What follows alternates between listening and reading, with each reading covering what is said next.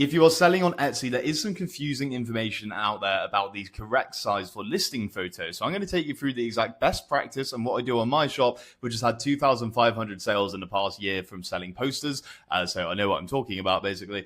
And so with listing photos, the problem with Etsy is that they are on so many different devices and things like that, and different browsers. So they're on phones, computers, iPads, that they actually change the ratio for the images that they show. So what I have found from best practice, which this isn't really listed anywhere else, this is valuable stuff.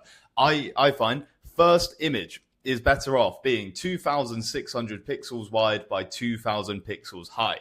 You can see here in Photoshop, if I come to the canvas size, this one's actually 2,667 by 2,000, but for simplicity's sake, we can say 2,600 wide, 2,000 pixels high. This basically allows the first image to not only be displayed in this ratio on certain devices, but also crops very nicely to a square. As long as you have your product in the middle of the image, it will crop nicely on all devices. Because again, this is the problem with Etsy. They change the image. And, if this is the kind of size that makes sure no matter what device your customer is on, it will be cropped by Etsy automatically into a nice square. Or when they display this rectangle, it looks nice and great, and the product is in the middle and that kind of thing. So that's what I recommend for the first one. For your other images, I then actually recommend to keep it square, because these are normally always showed square across each device. So it's also good to have a listing video. We have other videos on that as well. And as you can see, when it loads in, my other images are then a square. So 1080 by 1080 pixels, for example, or 2000 by 2000 pixels. Also, make sure you keep your listing images lower than a megabyte, if possible, no more than 2 or 3 megabytes, because it can slow down loading, and Etsy much prefers to have light and agile images uploaded to its platform, and it's better for your customers too.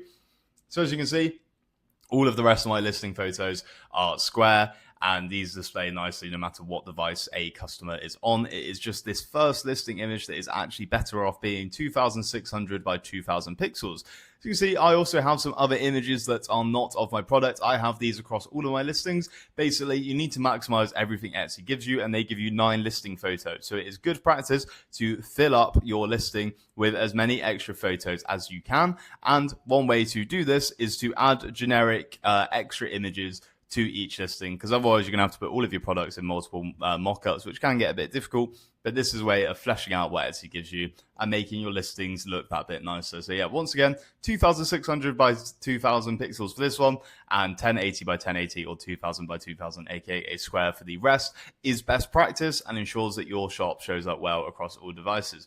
Real quick while I have you here, so I'm selling posters, as you can see. This is my shop. I can log into it here. 2,500 sales in the past year and a half. Posters, if you're looking at selling something through print on demand, for example, on Etsy, posters are the best product. Highly, highly recommend them. They sell very well. They're easy to design in bulk. As you can see, I was able to get 3,000 listed here.